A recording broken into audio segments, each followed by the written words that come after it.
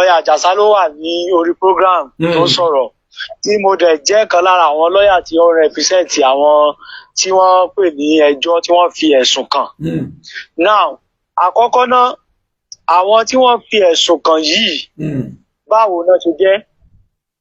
Chairman community wà nù wọn, vice chairman community wà nù wọn, àáfàá tó jẹ́ ìmáàmù tí mọ́ṣáláṣí ẹ̀ tó fèsì lè yá yẹn òun náà wà nù wọn, àtàwọn ọmọ ẹgbẹ́ míì náà wọ́n wà bẹ́ẹ̀. But nípa ọ̀rọ̀ iná tí ó ṣẹlẹ̀ based on the investigation tí àwọn ọlọ́pàá tí wọ́n conduct kò sí evidence tó link àwọn people yìí àwọn méjèèjì tí wọ́n arrest tí wọ́n detain kò sí evidence tí ó link wọn mọ́ scene of the crime. Then secondly kò wá sí evidence tó link wọn mọ́ pé àwọn ni wọ́n commit offence tá à ń sọ̀rọ̀ nípa ẹ̀ yìí. Now the reason why I said this, I have their statement tí wọ́n kọ lọ́dọ̀ ọlọ́pàá. I have everything with me. Then secondly, during the investigation, àwọn questions tí wọ́n put to them, I was privileged to be there láti gbọ́ àwọn response àtàwọn answer tí wọ́n give.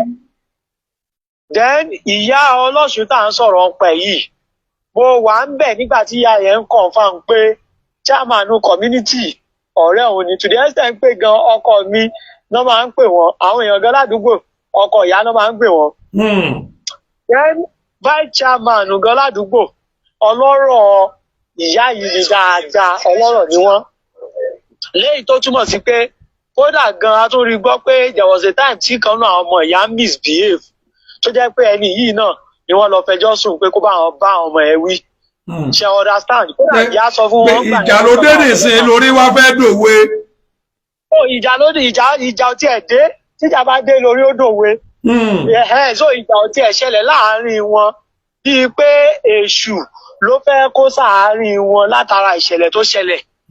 Wọn ò níjà, wọn ò lásọ̀, kò sí aṣọ, kò síjà láàárín wọn tẹ́lẹ̀. Now ọ̀rọ̀ yìí pé wọ́n wá ní wọ́n ti threaten àwọn rí i pé káwọn má máa ṣe Ọ̀ṣun àbí káwọn má ṣe ìṣẹ̀ṣe táwọn ṣe bẹ́ẹ̀ kì í ṣọ̀rọ̀ èyí kì í ṣọ̀rọ̀ àná. We are talking of 2023 nígbà tí kéèsì táwọn náà ṣẹlẹ̀ ni ọ̀rọ̀ yẹn ṣẹlẹ̀. And meanwhile tí gbogbo náà bá wo bí tension bó ṣe wà nílùú nígbà 2023 yẹn nígbà kéèsì táwọn náà, àwọn èèyàn ń bẹ̀rẹ̀ sí ní pé community kọ̀ọ̀kan àwọn representative wọn pé anybody tó bá rí tó bá ń ṣerú nǹkan bẹ́ẹ̀ ládùúgbò kí wọ́n bá sọ̀rọ̀. And based on this làwọn community fi pè é pé tó ṣé ó rí kéèsì ta lọ́nà tó ṣẹlẹ̀ o wọ́n ti pè ó pé gbogbo àwọn tó bá ṣerú nǹkan báyìí o kọ́ má dá wàhálà ẹ̀ sílẹ̀ ní àdúgbò àbí nílùú o kó ní kálukú kí wọ́n ṣe kí ni kí wọ́n stop gbogbo nǹkan tó bá ní ṣe pẹ̀lú in tó lè mú ìjà ẹlẹ́sìn mẹ̀sìn wá àbẹ́lẹ́yàmẹ̀yà wá. Tó yé báyẹn. So ìyẹn ni wọ́n ti sọ láti 2023 ọ̀rọ̀ yẹn ló wá rí fàṣínsì wípé wọ́n sọ pé wọ́n threaten àwọn ìpẹ́ nìkan dìde láàrin wọn. Meanwhile meeting tí wọ́n ń sọ̀rọ̀ nípa yìí wọ́n ní attendance àwọn tí wọ́n attend meeting lọ́jọ́ náà lọ́hùn. Àwọn tí wọ́n dẹ̀ attend meeting ni àwọn ò gbọ́ ìpẹ́ nìkan láàrin àwọn alter statement báyẹn pé tí o bá gbà lẹ́rọ̀ àbí tó bá gbélé ẹ kó bí tó bá kó bí àwọn bá sọ náà sílé ẹ á wò bóyá ò ní kó ládùúgbò. Gbogbo àwọn tí wọ́n kó pátátọ àti chairman àti vice ni o wọ́n náà wọn ò wà aware of anybody nínú àwọn táwọn jọ ṣe meeting ó sọrú statement báyẹn. And meeting tó dẹ̀ ṣe wọ́n kàn fi try láti fi caution ìyá ni based on the incident tó ṣẹlẹ̀ nígbà yẹn pé àwọn ẹlẹ́sìn ìṣẹ̀ṣe àti àwọn mùsùlùmí wọ́n ní gbólóhùn asọ̀ látara kéèsì ta lọ́lọ́run àti yóò Ọ̀ṣun nígbà yẹn. Ó ti yé. So ọ̀rọ̀ ẹ wá wò láti 2023 ṣé wọn ò jọ lájọṣepọ̀ láti 2023 ti date ni 2024 nǹkan. Bọ̀ fídíò kan tá a rí lọ́yà Àjàsá lọ́yà Ògo Ìlọrin. A rí fídíò kan ní tí mò ń sọ yóò tí ì pọ̀dún kan o tí màmá yẹn àtàwọn àfáà àbí wọ́n lọ kó fídíò yẹn gbé wá ni. Ṣé fídíò kan pẹ̀lú àwọn àfáà kan? Pẹ̀lú àwọn àfáà kan tí wọ́n sọ wípé wọ́n ní àwọn àfáà yẹn sọ pé káwọn òkú ọgbẹ́ yẹn gangan èyí ò tí ì pẹ́ pọ̀ kó tó di pé yìí ṣẹlẹ̀ ni o. kì í ṣe àdúgbò ìsàlẹ̀ kókò. Incident tẹ́yìn sọ yìí mo ti mọ èyí tẹ́yìn sọ yẹn fídíò yẹn go viral báyìí. Kì í ṣe ìsàlẹ̀ kókò kì í sáìdì ọ̀nà oko lówó ní incident yẹn ti ṣẹlẹ̀. Ok, kì í ṣe màmá eléyìí. Kì í ṣe màmá yìí, kì í ṣe màmá yìí. Ok, ọ̀tọ̀ tó ni màmá eléyìí. Ọ̀tọ̀ ni màmá eléyìí. Ó ga èmi ń da gbogbo ẹ̀kọ́ mọ́ra wọn. Èmi ṣe bí màmá yẹn náà ní. Màmá yẹn kọ́ fídíò yẹn sáìdì oko lówó ni eléyìí tẹ́ sọ yìí ti ṣẹlẹ̀. Bẹ́ẹ̀ ni lóye tí màmá yìí wá rí fàásì ní ìsìn àtìgbà tá lọ́lọ́run tá a yanjú ń gbà yẹn ni màmá yẹn wá fi sọ pé wọ́n ẹ̀sẹ̀ wá dáná sunlé àwọn ní ìsìn. Ní 2026. Pé wọ́n ẹ̀sẹ̀ wá dáná sunlé 2026. Bẹ́ẹ̀ ni tí wọ́n dẹ̀ ń gbé lálàáfíà lẹ́yìn ìgbà yẹn láti ìgbà yẹn wọ́n jọ ń ṣe pọ̀ wọ́n jọ ń kíra wọ́n jọ ń jẹ wọ́n jọ ń mu kò síjà kò sí wàhálà wọ́n ń ṣènáwó ìyá ń lọ bẹ̀ wọ́n jọ ń jókòó wọ́n jọ ń ṣe mítì. àwọn ọmọ gan bá wọn bá àwọn èèyàn ṣiṣẹ́ ládùúgbò wọ́n jọ wà ní bí ìnáwó ṣẹ̀ ládùúgbò ìyá ń lọ wọ́n fẹ́ dáwó ìyá ń dáwó owó síkírẹ́tì kò jẹ́wọ́ wọn ò ṣe kankan sọ wọn ò jọ ń gbé láyé àtàláfíà. But ìdẹ́mi kan rí sí ni pé ṣe mọ̀ pé kọ́nà kó máa ṣọ́yàn lọ́wọ́ ẹni tó ṣọ́ ni tá a ṣọ́ ni. Bẹ́ẹ̀ni, àmín, àmín. Ní tó ṣẹlẹ̀ láàrin yẹn Ọlọ́run nìkan ló yé. Ṣùgbọ́n mo fẹ́ ká wò ó ká fọ ọgbọ́n orí gbé ká fọ̀rọ̀ òfin lẹ̀.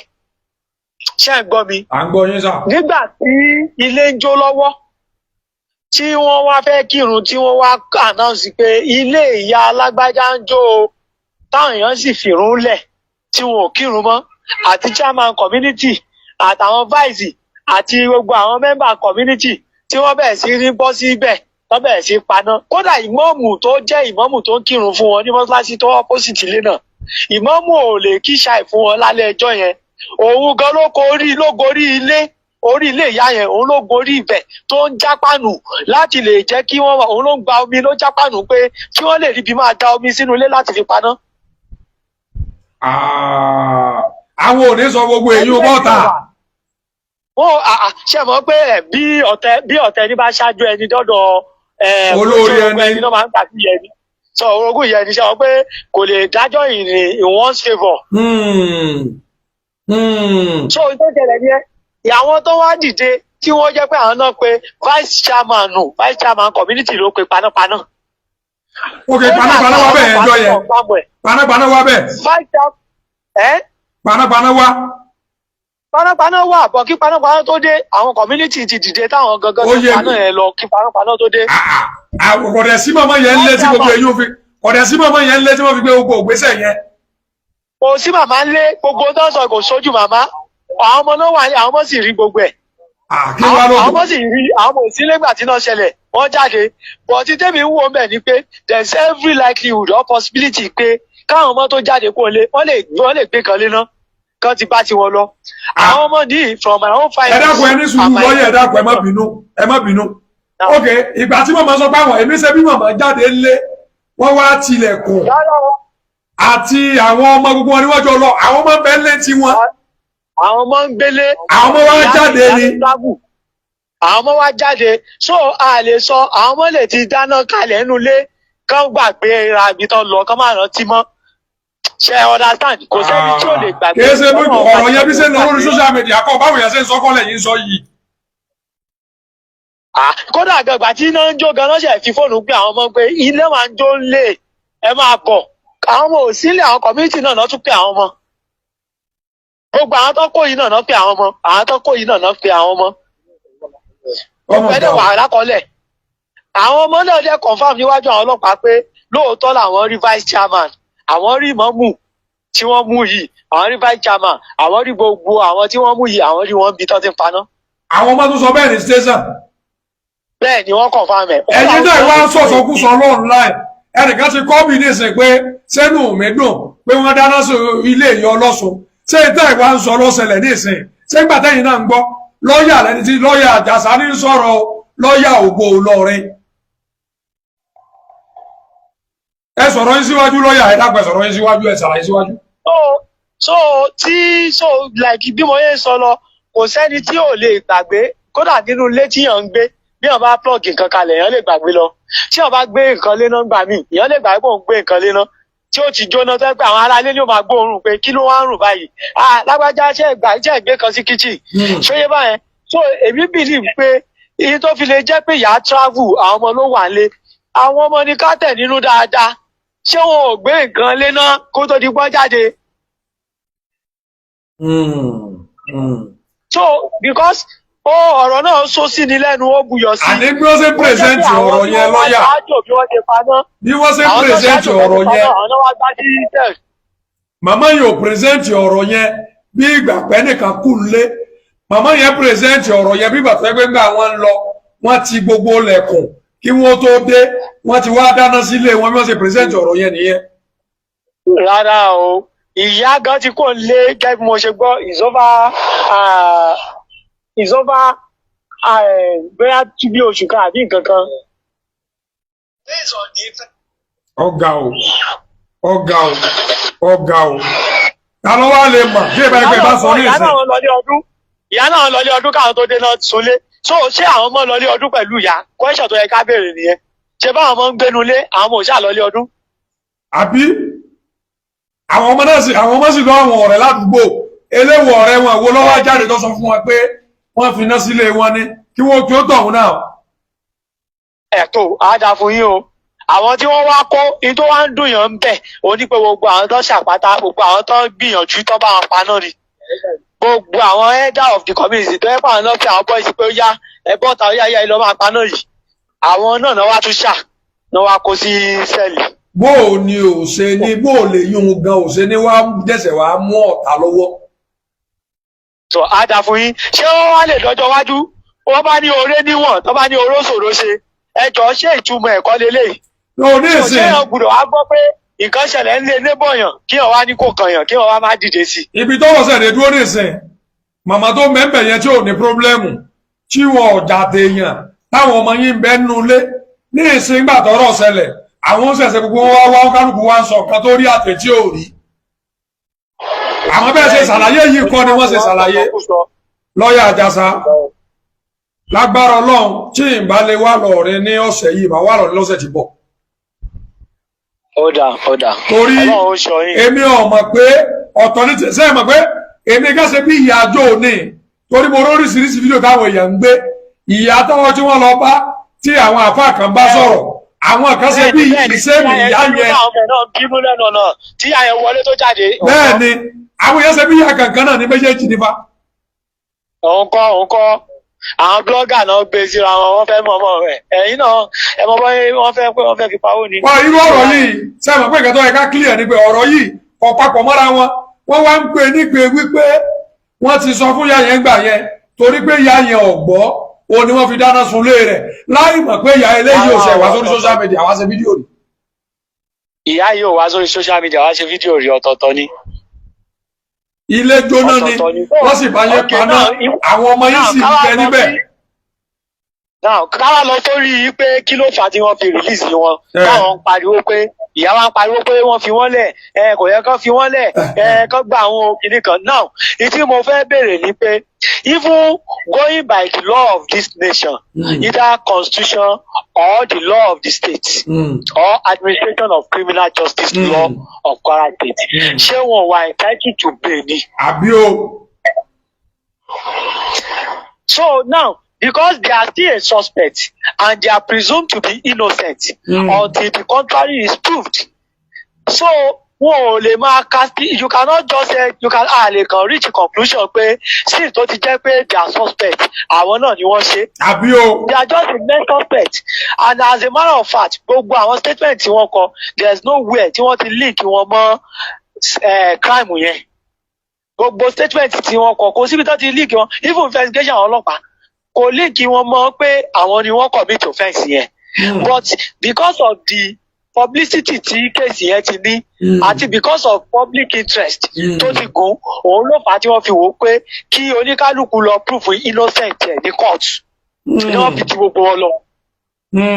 lọ ẹjọ́ yẹn ti wà kóòtù báyìí. Yes, ẹjọ́ ti wà kóòtù báyìí.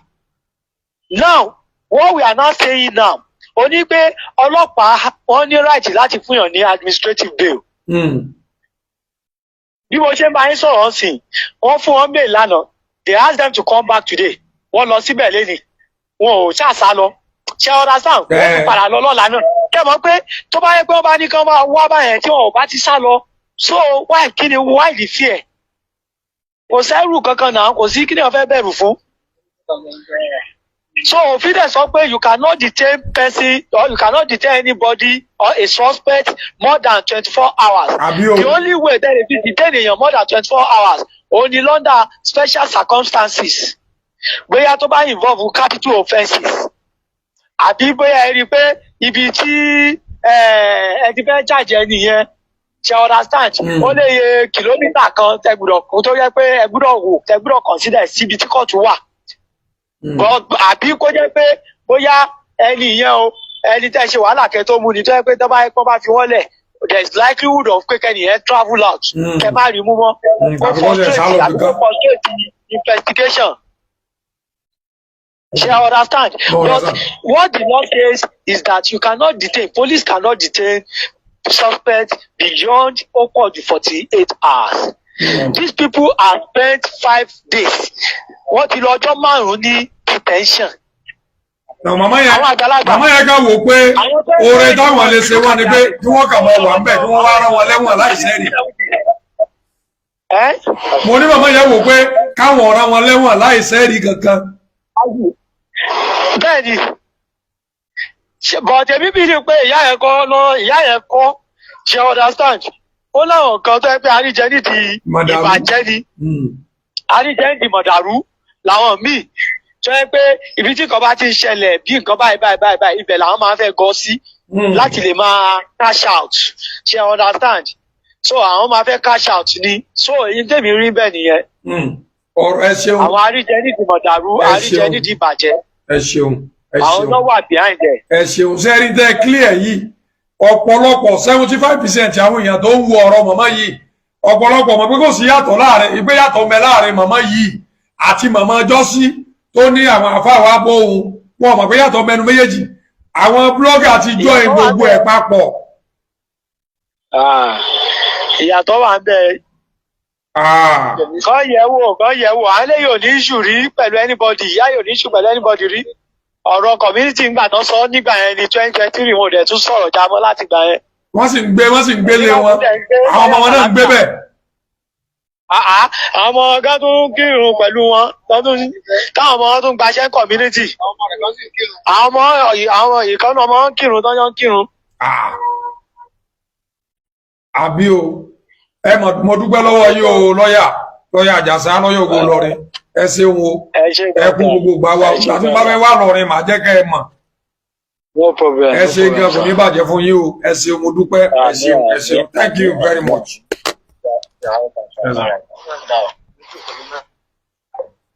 Etí àwa máa ń sọ nìyẹn kìí ṣe pé kákan bọ́ sọ online kákan máa sọ̀rọ̀ láì jẹ́ pé o béèrè ètò ń ṣẹlẹ̀ gangan láì jẹ́ pé o wádìí tó ń ṣẹlẹ̀ gangan ẹ wo láti bí ìjọ mélòó lẹ́yìn tí wọ́n ti ń gbé fídíò màmá yẹn àti ìyá tí ilé rẹ̀ ẹ̀sẹ̀ jóná tí wọ́n sọ pé torí pé wọ́n ti wọ́ọ̀nù màmá wọn padà lọ dáná sunlé rẹ̀ tí èsì ìṣẹ̀lẹ̀ kankan náà tó jẹ́ pé ọ̀tọ̀ọ̀tọ̀ ni ọ̀rọ̀ tí màmá yẹn ń sọ ọ̀rọ̀ tó ti ṣẹlẹ̀ láti 2023 nígbà àgbà àtàlọ́lọ́ o ni wọ́n wá ń lọ mọ́ ọ̀rọ̀ màmá tó ṣẹlẹ̀ recently tí wọn ò sọ nǹkan kan lé lórí mọ́ kí ló dé táwọn èèyàn tó jẹ́ pé àti máa bá àwọn èèyàn ló kọjẹ́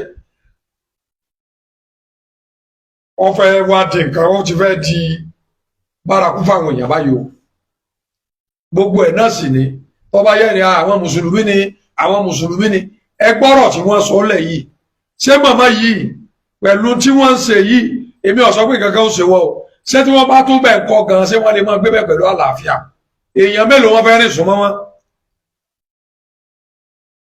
àwọn tí wọn ò lè kírun mọ́ nítorí pé lẹ́yìn ń jóná débi pé màmú ń gorí páànù kí wọ́n lè bá máa domi sínú kínní àwọn ọmọ yìí ń bẹ ń lé o wọn ò travel o wọ́n kàn jáde ní o.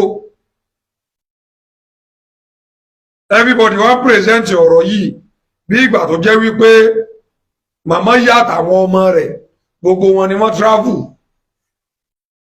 wọ́n wá present ẹ̀ bí ìgbà tó jẹ́ pé wọ́n kàn bẹ́ẹ̀ nìkan tó sọná sínú ilé wọn ò sọ pé àwọn ọmọ ń bẹ ẹnu ilé àwọn ọmọ ń gbélé wọn jáde ni ẹ wá ń gbé fídíò tí ò jọra wọn ẹ wá fi ń jọyìn ara wọn sọdọ abáwọn kí ni wọn ṣe fún yín gan kí lẹ fẹ́ gbà mẹ.